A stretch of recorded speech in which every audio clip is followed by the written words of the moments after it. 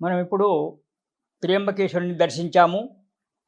త్ర్యంబకేశ్వరునికి మనస, వాచ, కర్మణ ఒక్కసారి నమస్కారం చేసుకొని త్ర్యంబకేశ్వరు నుంచి నాగేశ్వరలింగం దగ్గరికి వెళ్దాం. పూర్వకాలంలో దారుక అనేటువంటి ఒక రాక్షసు ఉండేది. ఆమె పేరే దారుక. భర్త పేరు దారకుడు. అంతా ఇద్దరే, అంత జంటం. ఈనాడు కపుల్స్ అంటారు చూడు, అలా ధారకుడు దారకి. ఇంతకుముందు చెప్పిన దాంట్లో మళ్ళా ఇక్కడ ఈ ధారకుడు ధారకి, ఈ ధారకి అనేటువంటి ఒక రాక్షసి ఆమె అమ్మవారి యొక్క పరమ భక్తురాలు. భార్యాభర్తలు ఇద్దరు కూడా, ధారకుడు కానీ దారుక కానీ పరమేశ్వరుని యొక్క భక్తురాలు. ఆ పరమేశ్వరుని యొక్క మంచి వరాన్ని తీసుకున్నటువంటి ఒక వ్యక్తులు, నిరంతరం ఆ అమ్మ యొక్క అనుగ్రహాన్ని పొందుతూ ఉండబడేటువంటి ఒక వ్యక్తులు వీళ్ళిద్దరు. వీరి యొక్క భక్తికి మెచ్చి అమ్మవారు ఏం చేసిందంటే, ఒకసారి 16 యోజనాల విస్తీర్ణం కలిగినటువంటి ఒక స్థలాన్ని వీరికి ఇచ్చింది. దారుక, అదే దారుకావనం అంటారట శివపురాణం ప్రకారంగా. ఈ దారుక, ఈ 16 యోజనాల విస్తీర్ణం కలిగినటువంటి ఒక వనం ఎప్పుడైతే ఈ భూమండలం ఇచ్చిందో అమ్మవారు, వీళ్ళు దాంట్లో విచ్చలవిడిగా, ఈ ధారకుడు దారుక విచ్చలవిడిగా తిరుగుతూ ఉన్నారు తమ ఒక పరివారాన్ని అంతా కూడా తీసుకొని. ఈమె, ఈ దారుక మహాబలాఢ్యురాలు. దాంట్లో అమ్మవారి యొక్క అనుగ్రహం ఉంది. ఈ దారుక ఏం చేసేది, అప్పుడప్పుడు ఈ భార్యాభర్తలు ఇద్దరు కూడా, దారుక ధారకుడు ఇద్దరు కూడా ఆ వనాన్ని, ఈ 16 యోజన వనాన్ని ఎత్తుకొని భూమి నుంచి పెకిలించి అది చేతిలో పట్టుకొని ఇంకో చోట పెట్టేవారట. అటు నుంచి ఇటు, ఇటు నుంచి అటు దాన్ని తింపుతూ ఉండేవారట.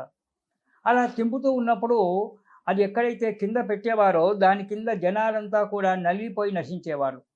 ఇలా బాధలు పెడుతూ ఉన్నారు.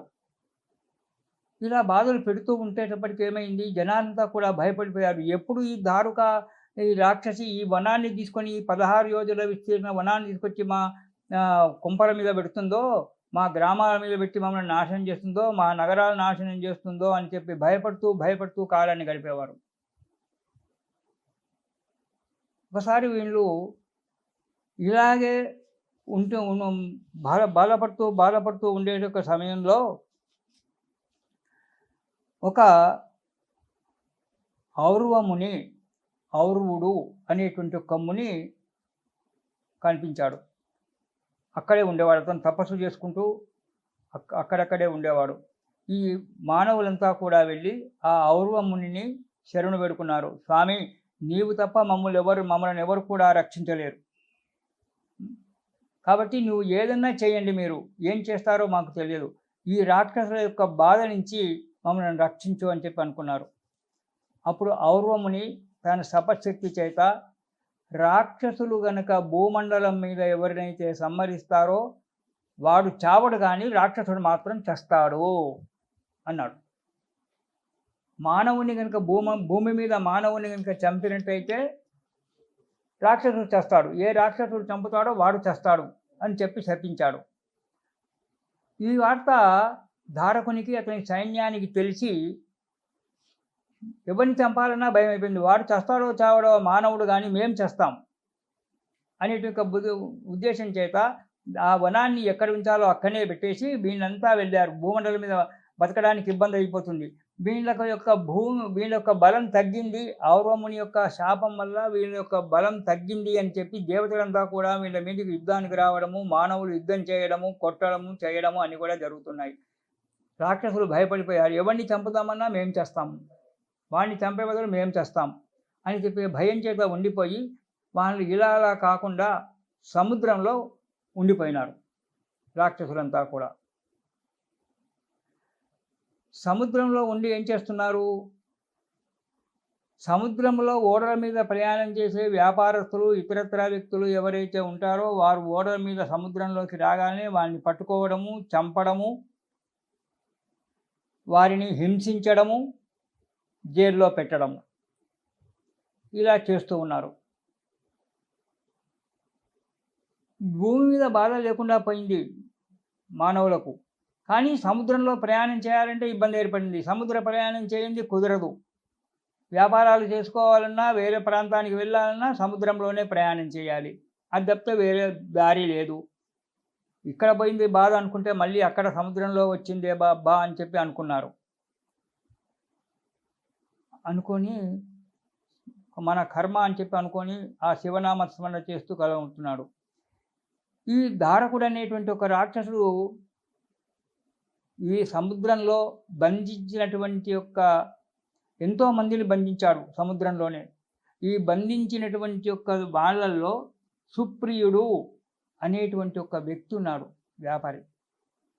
అతడు పార్థివలింగ పూజ చేసుకునేటువంటి ఒక వ్యక్తి, మామూలు వ్యక్తి కాదు.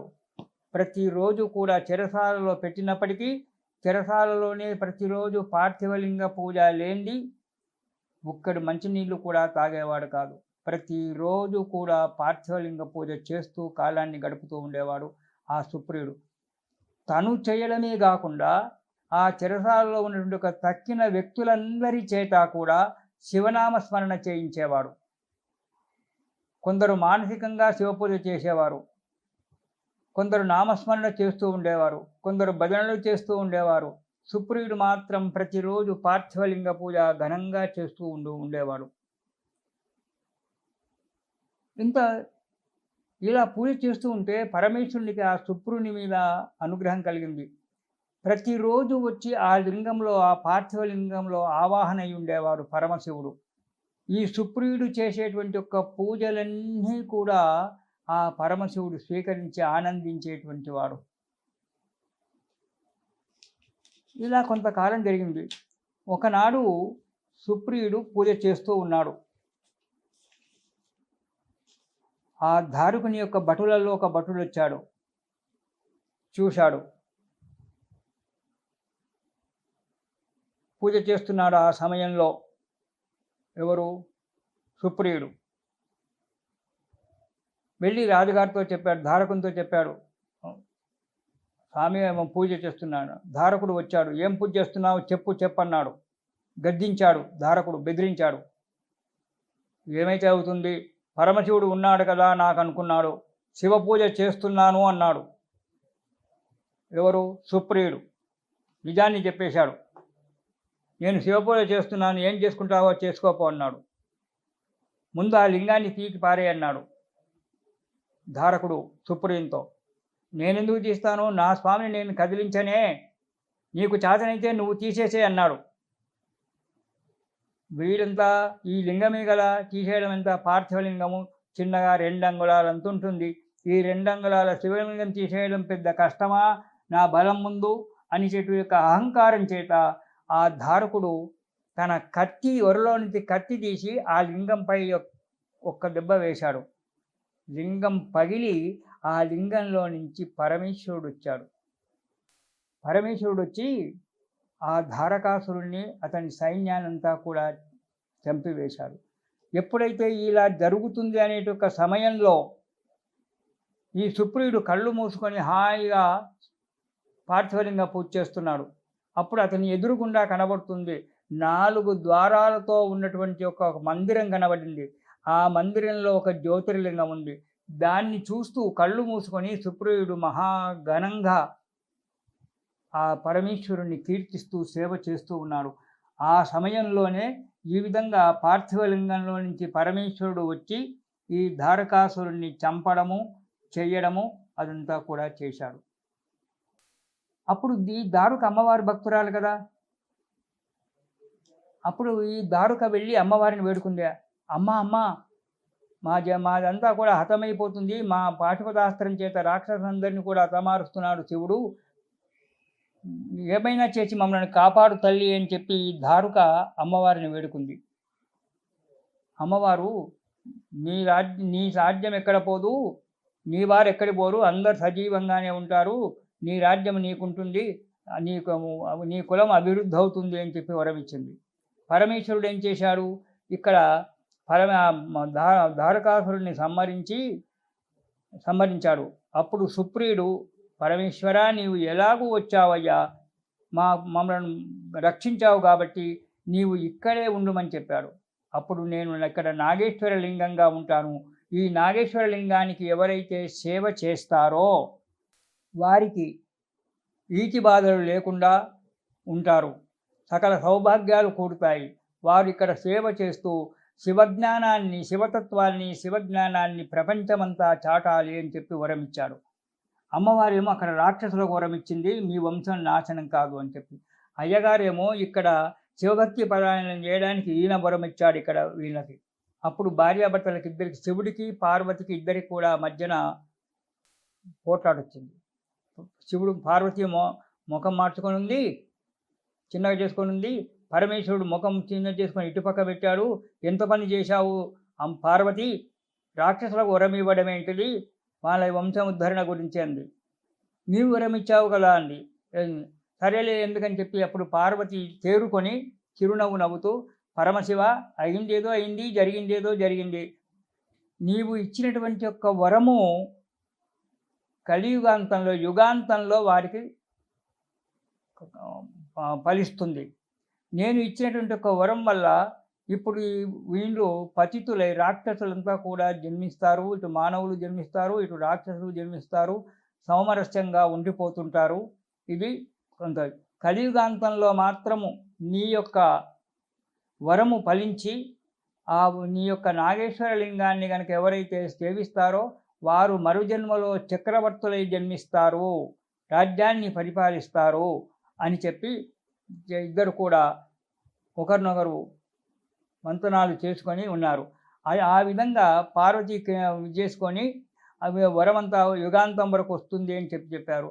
ఆ తర్వాత నిషదేశాధిపతి మహాసేన మహారాజు గారి కుమారుడు వీరసేనుడు అనేటువంటి వాడు శివభక్తుడై పార్థివలింగాన్ని చిరకాలం పూజిస్తాడు. చిరకాలం పూజించి కలియుగాంతం తర్వాత కృతయుగంలో ప్రారంభంలో ఈ వీరసేనుడు ఆ నాగేశ్వర జ్యోతిర్లింగం యొక్క శక్తి వల్ల రాజై జన్మిస్తాడు, రాజ్యాన్ని పరిపాలిస్తాడు అని చెప్పి శివుడు చెప్పాడు. ఈ విధంగా నాగేశ్వర జ్యోతిర్లింగం ఏర్పడింది. నాగేశ్వర జ్యోతిర్లింగాన్ని గనక ఎవరైతే సేవిస్తారో వారు శివజ్ఞానాన్ని పొంది, శివతత్వాన్ని పొంది శివునిలో ఐక్యమైపోతారు అని చెప్పి మనకు వేదం శివపురాణం మనకు చెప్తూ ఉంది, శివభక్తులు చెప్తూ ఉన్నారు. ఈ విధంగా నాగేశ్వర జ్యోతిర్లింగం అయింది. నాగేశ్వర జ్యోతిర్లింగం నుంచి మనకు చివరిది అయినటువంటి యొక్క గృష్ణేశ్వర లింగం, 12వ లింగం గృష్ణేశ్వర లింగానికి వెళ్ళి గృష్ణేశ్వరుని దర్శనం చేసుకొని ఆ చివరి ఆ గృష్ణేశ్వరుని యొక్క అనుగ్రహాన్ని పొంది ద్వాదశ జ్యోతిర్లింగం యొక్క చరిత్రను చేసుకొని నమస్కారం చేసుకుందాం.